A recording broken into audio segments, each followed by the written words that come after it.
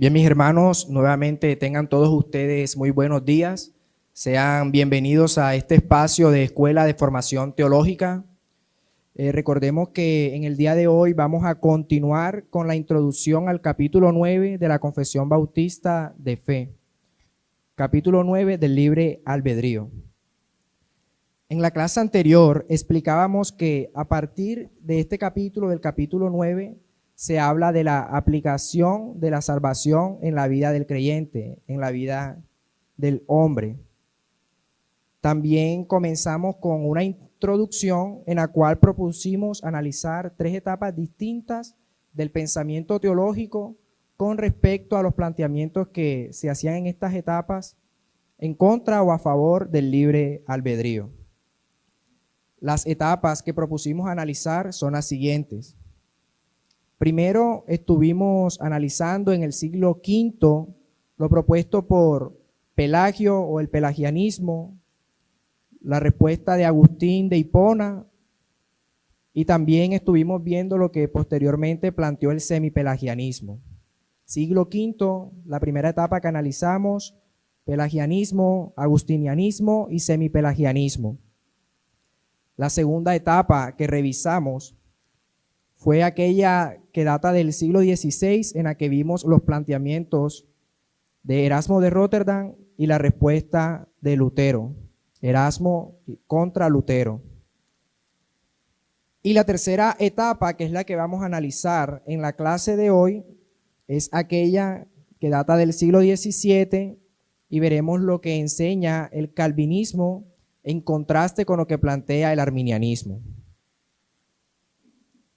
Bien, como ya mencioné en la clase anterior, solo nos alcanzó para analizar las dos primeras etapas y quisiera hacer una breve recapitulación, un breve resumen de lo que vimos en cada una de ellas. Con respecto a la primera etapa, dijimos que Pelagio afirmaba que no hay pecado original en el hombre y que por lo tanto éste posee libre albedrío. Pelagio afirmaba no hay pecado original en el hombre y por lo tanto éste posee libre albedrío.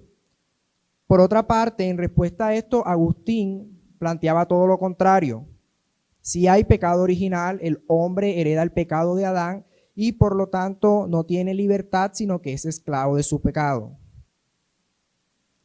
Posteriormente, también analizamos lo que planteó el semipelagianismo, que decían, primero, aunque el hombre no nace bueno, en esto está a favor de lo que enseña Agustín, aunque el hombre no nace bueno, segundo, sí tiene la capacidad por medio de su libre albedrío acercarse a Dios.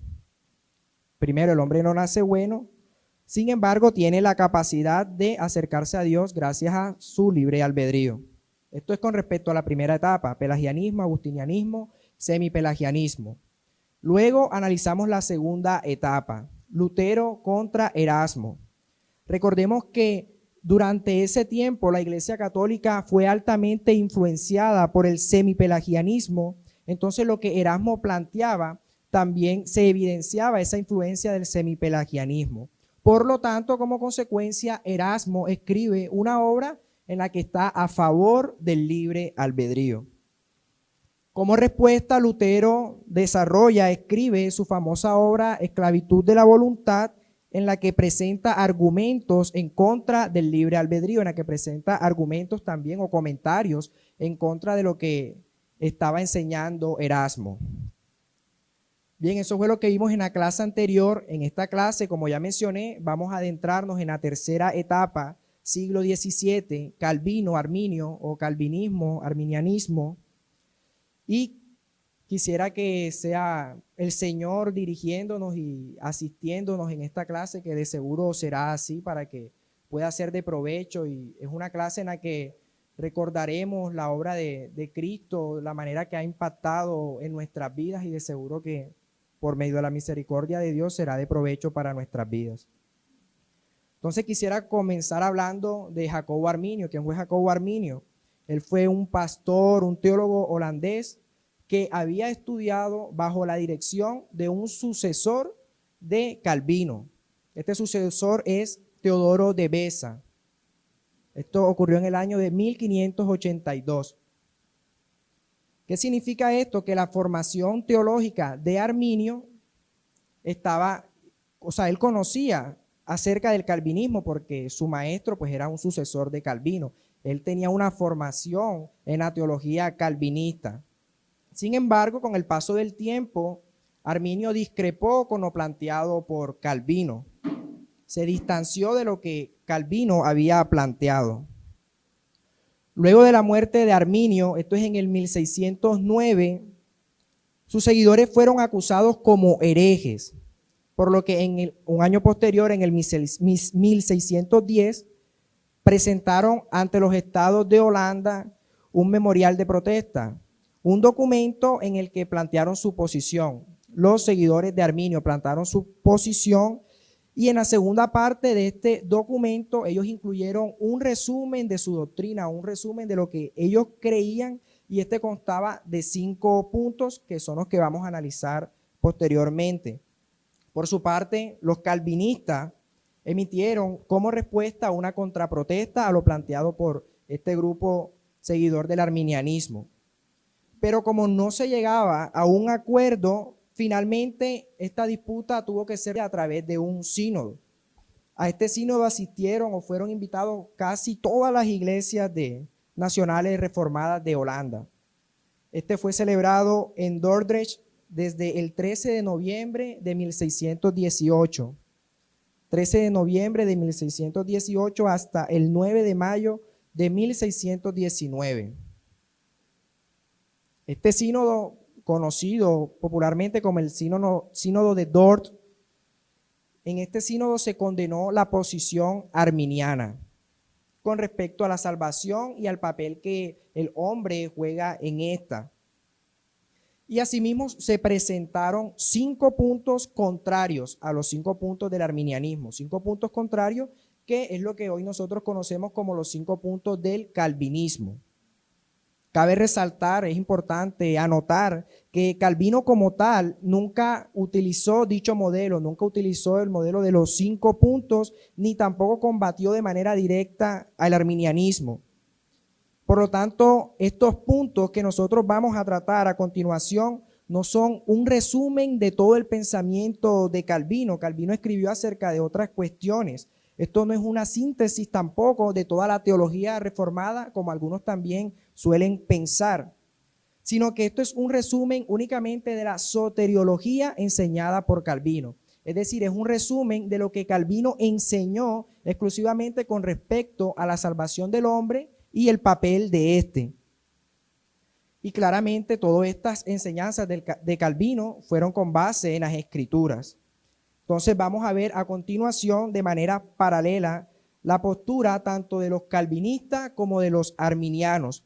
Iremos analizando punto por punto lo que cada uno plantea con respecto a la salvación del hombre y también qué implica eso en la libertad. Entonces quisiera mencionar cuáles son esos 5 puntos, que los recordemos, ya pues también los hemos tratado y qué bendición es que podamos recordarlos. Estos 5 puntos también han sido conocidos como las doctrinas de la gracia, o también se le ha dado el nombre de TULIP por su abreviatura en el idioma inglés. Entonces vamos a analizar los 5 puntos del calvinismo, los 5 puntos del arminianismo. Entonces quisiera decírselos. Primer punto del calvinismo, depravación total. Primer punto del calvinismo, depravación total. Primer punto del arminianismo, depravación total. Y voy a explicar luego por qué depravación total. Segundo punto del calvinismo, elección incondicional.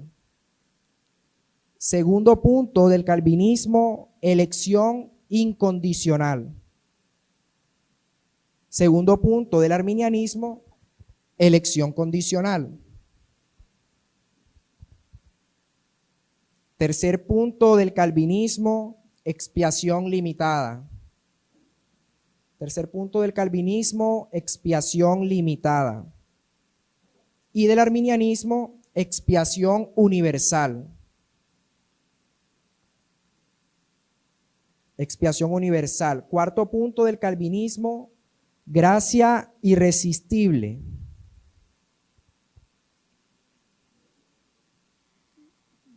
gracia irresistible. Y por parte del arminianismo, gracia resistible.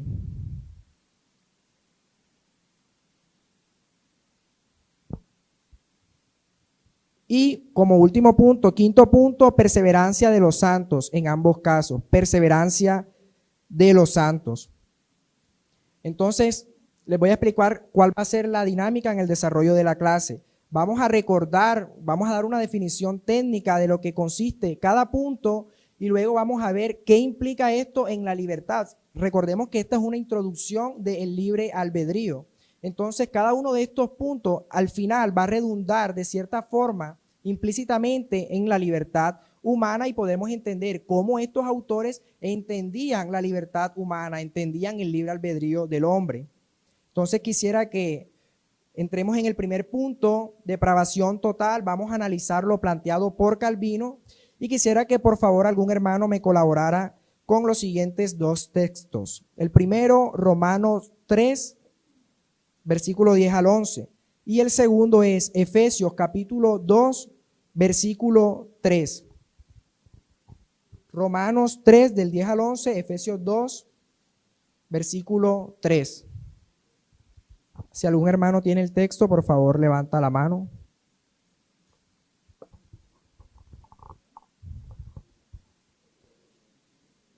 Como está escrito, no hay justo ni aun uno. No hay quien entienda, no hay quien busque a Dios. Amén. Y Efesios capítulo 2, versículo 3.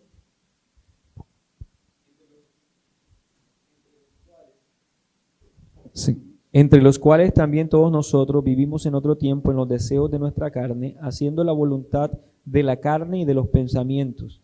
Y éramos por naturaleza hijos de ira, lo mismo que los demás. Amén. Bien, entonces, teniendo en cuenta estos pasajes, ¿qué enseñaba el calvinismo? Claramente estaba a favor de estos pasajes, pero quisiera hacer una aclaración con respecto a qué es la depravación total o qué es lo que entienden como depravación total. Cuando nos dicen esa palabra, depravación total, no podemos entenderla de ninguna manera como si fuese todo el potencial de nuestro pecado, como si se estuviese refiriendo a un grado de pecaminosidad, como si se estuviese diciendo la depravación total es lo más pecador que alguien puede llegar a ser. No se está refiriendo a ninguna de estas cosas. La depravación total no se está refiriendo a una cúspide de pecado, sino a una condición. No es un grado de pecado, la depravación total no es un grado de pecado, sino una condición con la cual nacemos por naturaleza. Y esto producto de la caída en el huerto de Edén. Entonces, esta es la definición de depravación total desde la perspectiva calvinista. Ahora, teniendo en cuenta esto, implícitamente se puede inferir de la teología calvinista que ellos entienden la libertad del hombre como una que no posee habilidad para alcanzar la salvación. ¿Por qué? Porque el hombre no tiene libertad, dice Calvino, sino que más bien es un esclavo. ¿Un esclavo de qué? De sus pecados, de sus deseos, de su voluntad, que está orientada pues hacia la maldad. Como también lo pudimos ver en los versículos. Entonces ahora vamos a ver qué es lo que enseña el arminianismo con respecto a este punto de la depravación total. Y en este quisiera que fuésemos muy cuidadosos porque es un punto bastante discutido, bastante debatido, ya que algunos afirman que Arminio, al ser influenciado por el semipelagianismo, o sea, quieren relacionarlo como si él planteara lo mismo que el semipelagianismo, pero en realidad esto no es así. Recordemos lo que planteó el semipelagianismo. Ellos decían que el hombre no nace bueno y que sin embargo él tiene libertad para acercarse a Dios.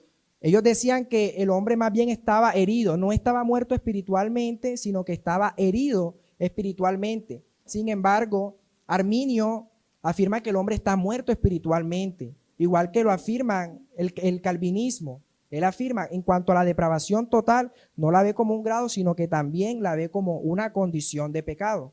Entonces algunos lo han llamado depravación parcial, sin embargo, yo considero que en este punto sería preferible llamarla depravación total, ya que afirman en cuanto a la condición humana, porque la depravación total se está refiriendo a la condición humana, ellos afirman, al igual que el calvinismo, que el hombre es malo. Ellos consideran que el hombre está espiritualmente muerto. ¿Dónde está el problema? La discusión más bien no es si el hombre es bueno o malo, porque ambos coinciden. Ambos están de acuerdo en que el hombre es un depravado total. Ambos están de acuerdo en que el hombre es malo, sino que la discusión son en los puntos siguientes: a quienes se les da la gracia, cómo es que conciben la gracia. Y bueno, esto personalmente fue duro para mí el poder entender esto, y tuve que remitirme a los textos originales de Arminio, lo que él planteaba. Entonces quisiera traer una cita que también nos ayude a entender esto.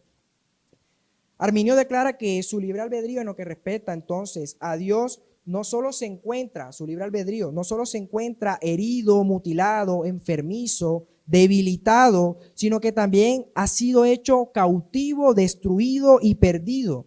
De tal manera que el libre albedrío humano es totalmente inútil a menos que sea asistido por la gracia. Sin embargo, posteriormente, en el cuarto punto, estaremos viendo cómo él entiende la gracia, y los puntos siguientes también nos ayudarán a entender esto. Entonces, para no dar más rodeos, en cuanto al punto de la depravación total, ambos afirman que el hombre es malo. A eso es a lo que se está refiriendo este punto, la condición en la que se encuentra el hombre, que es muerte espiritual, y ambos están de acuerdo en este punto. Entonces, vamos a ver los siguientes puntos, que es en donde se distancian, en donde se diferencian. Punto número 2, elección incondicional. ¿Algún hermano que por favor me colabore con el siguiente texto? Segunda de Timoteo, capítulo 1, versículo 9. Quien nos salvó y llamó con llamamiento santo, no conforme a nuestras obras, sino según el propósito suyo y la gracia que nos fue dada en Cristo Jesús antes de los tiempos de los siglos. Amén. Juan 15, 16 y Romanos 8, 29 también. Juan 15, 16. No me elegisteis vosotros a mí, sino que yo os elegí a vosotros, y os he puesto para que vayáis y llevéis fruto, y vuestro fruto permanezca, para que todo lo que pidiereis al Padre en mi nombre, Él os lo dé. Juan 15, 16. Amén. Romanos 8, 29. Voy a leer para ustedes. Porque a los que antes conoció, también los predestinó para que fuesen hechos conforme a la imagen de su Hijo, para que Él sea el primogénito entre muchos hermanos. Entonces, la Biblia es clara, y el calvinismo se identifica con estos pasajes, afirmando que Dios nos escoge desde antes de la fundación del mundo de manera incondicional. ¿Qué significa de manera incondicional? Que no porque hayamos hecho algo para meritarlo, sino porque Él soberanamente así lo decidió. Esto se refiere a elección incondicional. Ahora, ¿de qué manera podemos evidenciar esto en la libertad? Entonces, si Calvino afirma esto, ¿cómo entiende la libertad humana? Que si la elección es incondicional, entonces no tenemos libre albedrío. No tenemos libre albedrío porque no podemos decidir ser un elegido, debido a que la elección no depende de nosotros, no depende de nuestras obras, sino que esta es incondicional, y esta depende de la voluntad de Dios, quien es quien nos escoge. Vamos a ver entonces la postura del arminianismo, la cual es titulada elección condicional. Recordemos que los puntos del calvinismo son una respuesta a lo planteado por el arminianismo. Entonces, elección condicional. Dios escoge desde antes de la fundación del mundo. Los arminianos están de acuerdo. Dios escoge desde antes de la fundación del mundo. Sin embargo, ¿cuál es la diferencia? Que ellos afirman que estas personas que son escogidas desde antes de la fundación del mundo es porque Dios ya sabía que éstas en un futuro responderían a su llamado. Es lo que se conoce como la presciencia de Dios, presciencia. O sea, Dios tenía un conocimiento previo de aquellos que habrían en el futuro, creerían en Él.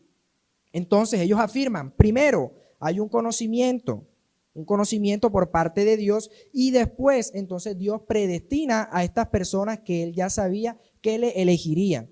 Entonces, ¿de qué manera podemos asociar la doctrina del libre albedrío con este punto de la elección condicional desde la perspectiva arminiana? Ellos dicen que el creyente es elegido porque Dios de antemano sabía que estos, mediante su libertad, mediante su capacidad, cumplirían con los preceptos de Dios. Entonces, el hombre, mediante su libre albedrío, puede decidir actuar Claramente ellos también incluyen asistidos por la gracia de Dios y el Espíritu de Dios conforme a los preceptos de Dios. Sin embargo, esta elección de ellos, como el nombre indica, es condicionada. ¿Condicionada a qué? Al actuar del hombre. Y en esto es lo que se diferencia con el calvinismo. El calvinismo afirma que el hombre no condiciona nada, sino que es de manera incondicional, es absolutamente por la soberanía de Dios. Este asunto de la elección incondicional también estuvimos viéndolo en escuelas anteriores cuando en la confesión estábamos trabajando el capítulo 3. De los párrafos 3 al 7, la confesión se dedica a hablar sobre cómo Dios predestina, cómo Dios ha decretado todo. Entonces quisiera recordar uno de los párrafos que ya trabajamos de la confesión, el párrafo 5 del capítulo 3. Capítulo 3, el párrafo 5 dice de la siguiente manera y nos ayuda a comprender lo que estaba planteando el calvinismo. Dice la confesión: a los humanos que están predestinados para vida, Dios, antes de la fundación del mundo, según su propósito eterno e inmutable y el consejo secreto y beneplácito de su voluntad, los ha escogido en Cristo para gloria eterna, meramente por su libre gracia y amor, sin que ninguna otra cosa en la criatura como condición o causa le moviera a ello. Entonces la confesión es muy clara, es muy concisa en cuanto a este punto de la elección incondicional. Quisiera entonces que demos paso al tercer punto, la expiación limitada por parte del calvinismo. Expiación limitada. Quisiera que algún hermano me colaborara con Juan capítulo 3, versículo 16. Porque de tal manera amó Dios al mundo, que ha dado a su Hijo unigénito, para que todo aquel que en él cree no se pierda, mas tenga vida eterna. Amén. Pasaje que ha sido utilizado tanto para defender la expiación limitada como la expiación universal.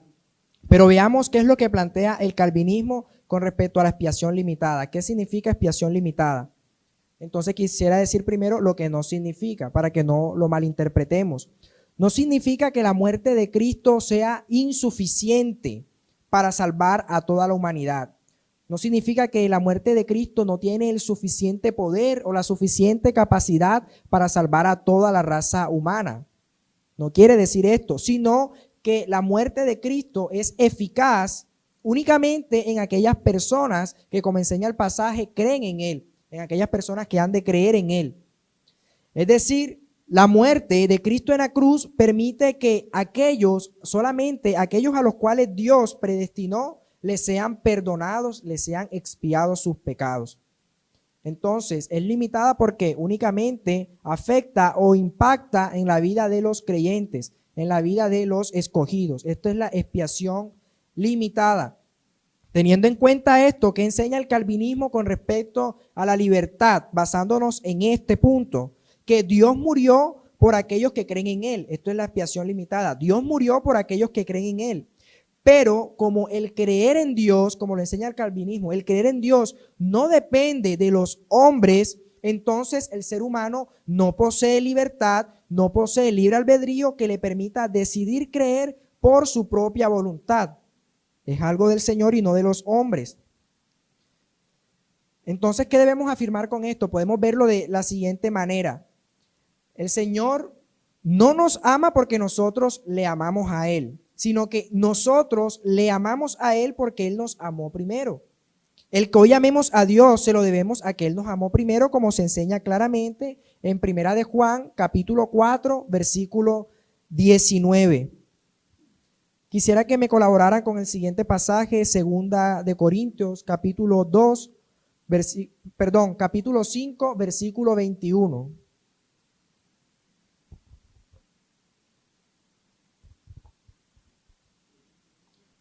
Capítulo 5, versículo 21. Al que no conoció pecado, por nosotros lo hizo pecado, para que nosotros fuésemos hechos justicia de Dios en él. Bien, vamos a ver entonces a continuación ¿Qué es lo que enseña el arminianismo? ¿Cuál es la postura del arminianismo frente a la expiación? Ya vimos que por lado del calvinismo es limitada, es restringida, es exclusiva para los creyentes. Ahora vamos a ver por el arminianismo, el cual es titulado expiación universal. Expiación universal. ¿Qué afirma el arminianismo? Que la muerte de Cristo en la cruz permite que cualquiera pueda ser salvo. Es una posibilidad, brinda una posibilidad. Cristo, enseñan ellos, que murió por toda la humanidad, por todos los seres humanos, y que por lo tanto, o como consecuencia, solo aquellos que decidan creer en Él son los que serán salvos. Pero Cristo no muere según el arminianismo, no muere por un número selecto de personas, no muere por un número selecto de creyentes, sino que muere por toda la raza humana. Entonces, ¿qué papel juega la libertad en este punto? Que la expiación universal, según el arminianismo, quiere decir que Dios hace la salvación posible. Con respecto a la libertad, en este punto, el arminianismo enseña que el poder ser salvos es una posibilidad que brinda la muerte de Cristo en la cruz. Pero que en últimas es el hombre quien tiene esa libertad para poder decidir creer en Él. Es decir, no se lo atribuyen a Dios, sino que se lo atribuyen al hombre, a la libertad que posee el hombre. Quisiera también leer lo que se presentó en el Sínodo de Dort a la conclusión que se llegó con respecto a este punto de la expiación limitada. Entonces, Sínodo de Dort en el capítulo 2 dice de la siguiente manera: porque este fue el consejo absolutamente libre, la voluntad misericordiosa y el propósito de Dios Padre, que la virtud vivificadora y salvadora de la preciosa muerte de su Hijo se extendiese a todos los predestinados para únicamente a ellos dotarlos de la fe justificante y por esto mismo llevarlos infaliblemente a la salvación. Esta es a la conclusión que se llega en el sínodo. Entonces quisiera que pasemos al cuarto punto: gracia irresistible por parte del calvinismo, gracia irresistible por parte del arminianismo.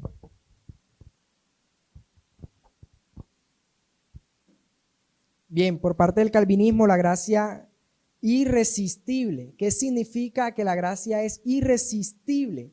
Significa que si Dios ha elegido a alguien, ha elegido a un ser humano, no hay manera de que esta persona no llegue a ser salva. Si Dios lo ha elegido, esta persona será salva. Porque ¿quiénes somos nosotros para decirles que no al Señor? Esto es lo que enseña el calvinismo. Dios en su gracia soberana es quien nos llama eficazmente. Además, Dios es quien nos regenera. Él es quien nos justifica. En otras palabras, Dios es quien nos salva. Entonces, ¿qué papel juega la libertad en cuanto a la gracia? No es una decisión nuestra entonces el aceptar o rechazar la gracia de Dios. Esto es lo que enseña el calvinismo. En cuanto a la libertad, el hombre no puede decidir si aceptar o no la gracia de Dios, por cuanto esta es irresistible. Entonces, una vez que la gracia de Dios ha obrado en nuestras vidas, no existe ni existirá nada que pueda separarnos de ese amor de Dios. Por otro lado, el arminianismo en cuanto a la gracia resistible enseña que Dios ofrece su gracia a toda la humanidad. Y solo aquellos que acepten esta gracia, que acepten cooperar con esta gracia, son los que podrán ser salvos. Entonces, ¿qué papel juega la libertad? Que el hombre puede decidir si coopera o no con la gracia de Dios. El hombre decide si rechaza o no la gracia de Dios. Popularmente se enseña de una manera en la que se afirma que Dios es un caballero, que Él no te va a obligar a ti. Esto es lo que enseña el arminianismo. Entonces te dicen, acéptalo, recíbelo, ábrele las puertas para que Él entre a tu casa, para que Él entre a tu corazón. Esto es lo que enseña el arminianismo. Como si nosotros somos los que decidimos aceptar o no a Dios. Y en este punto yo quisiera leer un pasaje, Romanos capítulo 8, del versículo 29 en adelante. ya que considero que es un pasaje claro que resume en gran medida incluso lo que ya hemos visto. Romanos capítulo 8, del 28 en adelante. Y sabemos que los que aman a Dios, todas las cosas le ayudan a bien. Esto es, a los que conforme a su propósito son llamados. Porque a los que antes conoció, también los predestinó para que fuesen hechos conforme a la imagen de su Hijo, para que Él sea el primogénito entre muchos hermanos. Y a los que predestinó, a estos también llamó. Y a los que llamó, a esto también justificó. Y a los que justificó, a esto también glorificó. ¿Qué pues diremos a esto? Si Dios es por nosotros, ¿quién contra nosotros? El que no escatimó ni a su propio Hijo, sino que lo entregó por todos nosotros, ¿cómo no nos dará con Él también todas las cosas? ¿Quién acusará a los elegidos de Dios? Dios es el que justifica. ¿Quién es el que condenará? Cristo es el que murió, más aún el que también resucitó, el que además está a la diestra de Dios, el que también intercede por nosotros. ¿Quién nos separará del amor de Cristo? ¿Tribulación o angustia o persecución o hambre o desnudez o peligro o espada? Como está escrito, por causa de ti somos muertos todo el tiempo. Somos contados como ovejas de matadero. Antes, en todas estas cosas somos más que vencedores por medio de aquel que nos amó. Por lo cual, estoy seguro de que ni la muerte, ni la vida, ni ángeles, ni principados, ni potestades, ni lo presente, ni lo porvenir, ni lo alto, ni lo profundo, ni ninguna otra cosa creada nos podrá separar del amor de Dios que es en Cristo Jesús, Señor nuestro. Amén, mis hermanos, y yo creo que no hay mejor palabra que la misma Escritura hablándonos, que es la palabra del Señor. Y yo creo que no hay nada que pueda llenarnos de más seguridad, de más tranquilidad, que el saber que la salvación no depende de nosotros, sino que depende del Señor. Porque si dependiese de nosotros, lo más probable es que muchos ni siquiera nos encontremos en este lugar. Con respecto a la gracia, también dice Efesios 2, versículo 8 al 9.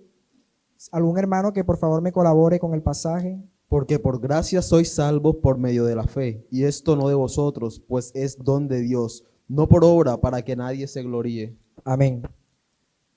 Entonces, con respecto a este punto de la gracia, podemos concluir: para el calvinismo es irresistible, para el arminianismo es resistible. Nosotros, desde la perspectiva calvinista, no podemos rechazar a Dios. Sin embargo, desde la perspectiva arminiana sí tenemos libertad. Libertad para decidir cooperar o no con la gracia de Dios, que es brindada a todos. Entonces quisiera que demos paso al quinto y último punto, el de la perseverancia de los santos. Perseverancia de los santos. Y es llamado de igual forma en ambas doctrinas, perseverancia de los santos en el calvinismo, perseverancia de los santos en el arminianismo, porque ambos consideran que el creyente en su vida debe perseverar. Como creyente debe perseverar. Sin embargo, hay algunas diferencias porque ya le dan unas connotaciones distintas a esta perseverancia. Entonces expliquemos la perseverancia de los santos por lado del calvinismo. ¿Qué enseña el calvinismo? Dios asistirá a los creyentes para que éstos perseveren en la fe. Es Dios quien perseverará a los creyentes para que éstos perseveren en la fe. Entonces, la libertad, ¿qué papel juega la libertad en la perseverancia del creyente? Desde la perspectiva calvinista, que el que perseveremos no se lo debemos a nuestras virtudes, sino a Dios, quien es el que perfecciona en nosotros la buena obra, como se enseña en Filipenses capítulo 1, versículo 6. Filipenses capítulo 1, versículo 6. ¿Algún hermano que por favor me colabore? Estando persuadido de esto, que el que comenzó en vosotros la buena obra la perfeccionará hasta el día de Jesucristo. Amén. Frente a esto que enseña la Biblia, el arminianismo enseña lo siguiente, que el hombre sí puede perder su salvación. Desde la perspectiva calvinista, el hombre no puede perder su salvación porque al final es Dios el encargado de perfeccionar en el hombre esa obra salvadora. Sin embargo, el arminianismo enseña que sí se puede perder la salvación y que por lo tanto se debe perseverar hasta el día de Jesucristo para poder ser salvo, pero perseverar desde el hombre mismo. Es el hombre mismo quien tiene esa responsabilidad de cuidar, de guardar, de proteger su salvación. Entonces, la libertad en este punto se debe entender de la siguiente manera, que el hombre mediante su libre voluntad debe perseverar y cuidar su salvación porque si no puede perderla. El hombre mediante su libertad debe cuidar su salvación porque si no podría perderla. El que el hombre persevere en la buena obra es una decisión propia, es otra conclusión que se puede inferir de lo enseñado por el arminianismo. El que el hombre persevere en la buena obra es una decisión propia. Entonces quisiera que algún hermano me colabore con el siguiente pasaje, Mateo capítulo 24, versículo 13. Mateo capítulo 24, versículo 13. Gracias. Mas el que persevere hasta el fin, éste será salvo. Amén. Bien, de igual manera, este pasaje, como muchos otros, también ha sido utilizado para defender ambas perspectivas. Ha sido utilizado para defender la perseverancia de los santos desde la perspectiva calvinista, como para defender la perseverancia de los santos desde la perspectiva arminiana. El que persevera hasta el fin, este será salvo. Entonces los arminianos afirman, si tú no perseveras hasta el fin, entonces no vas a poder ser salvo. Para poder ser salvo tienes que perseverar y perseverar. Sin embargo, desde el calvinismo se enseña que el pasaje dice, mas el que persevera hasta el fin, este será salvo. Remitiéndonos al original, podemos entender que la intención del pasaje es enseñar que solo aquel que es verdaderamente salvo es el que va a perseverar hasta el fin. ¿Por qué? Porque es Dios quien perfecciona la obra en nosotros y Dios no se equivoca y Dios es perfecto. Bien, con respecto a este asunto de la perseverancia de los santos, será tratado a más detalle, con mayor rigurosidad, en el capítulo 17 de la Confesión, que de hecho es titulado de la misma manera, de la perseverancia de los santos. Este simplemente fue un breve resumen, teniendo en cuenta el asunto de la libertad, el papel que juega en la salvación. Bien, teniendo en cuenta estas dos posturas, la del arminianismo y la del calvinismo, debemos afirmar que así como hay puntos en los que se distancian, hay puntos en los que no están de acuerdo, también hay puntos en los que sí comparten algunas ideas, como por ejemplo el que mencionamos de la depravación total. Ambos están de acuerdo de que el hombre es afectado por el pecado de Adán a tal punto que se encuentra en un estado de muerte espiritual. También ambos están de acuerdo de que la gracia es necesaria para la salvación. Ambos consideran que la gracia es indispensable para ser salvo, sin embargo, tienen ideas distintas acerca de lo que es la gracia, ya que, como vimos en el punto cuarto, el arminianismo enseña que la gracia de Dios se puede resistir, también es llamada gracia previniente en el caso del arminianismo, pero el calvinismo enseña que esta gracia de ninguna manera puede ser resistida. Y también están de acuerdo con que el creyente a lo largo de su vida cristiana debe perseverar. Sin embargo, mis hermanos, podemos ver que lo planteado por esta soteriología arminiana no es compatible con el pensamiento bíblico. De ninguna manera es lo que enseña las Escrituras. Y también quisiera en este punto hacer una aclaración.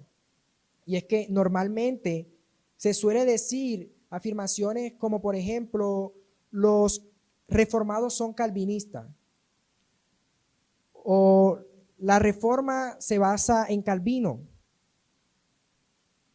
Sin embargo, hay que resaltar que estos puntos que vimos no es algo que haya sido inventado por Calvino, es algo que aparece en las Escrituras. Y a la final, personalmente no estoy de acuerdo con las denominaciones como calvinistas, luteranos, como si nosotros estuviésemos identificándonos como un ser humano igual de imperfecto que nosotros. Ahora, claramente hay que reconocer que muchos seres humanos han aportado a la obra del Señor. Sin embargo, la gloria debe ser única y exclusivamente para Dios. Nosotros personalmente no deberíamos afirmar soy calvinista, soy luterano, sino que somos cristianos, porque a quien debemos imitar no es a Calvino, no es a Lutero, sino que debemos imitar es a Cristo, nuestro Señor, quien murió por nosotros. Entonces, ¿qué enseña la Biblia? ¿Qué es lo que enseña la Biblia? Que coincide con lo que también enseña Calvino. La Biblia enseña que moralmente el hombre está muerto en sus delitos y pecados. La Biblia enseña que no hay quien busque a Dios. La Biblia también enseña que Dios nos escogió desde antes de la fundación del mundo por el puro afecto de su voluntad y no por nuestras obras, para que nadie se gloríe, como se dice en Efesios. La Biblia enseña que Cristo murió por los escogidos de Dios. Que, cuarto, nadie se puede negar a la gracia, ya que es un Dios exclusivo de Dios. Y por último, enseña que los que son realmente elegidos son aquellos que perseverarán hasta el fin. No obstante, también tristemente debemos afirmar que el arminianismo no murió allí. Pese a que fue condenado en el sínodo de Dort, estas enseñanzas se continuaron enseñando, valga la redundancia. Entonces, sus doctrinas fueron asimiladas por otras corrientes del cristianismo, como por ejemplo los bautistas generales, los menonitas holandeses, más tarde también por el wesleyano, etc. Entonces, hoy en día también se debe afirmar que el arminianismo es la doctrina que mayormente se enseña en América.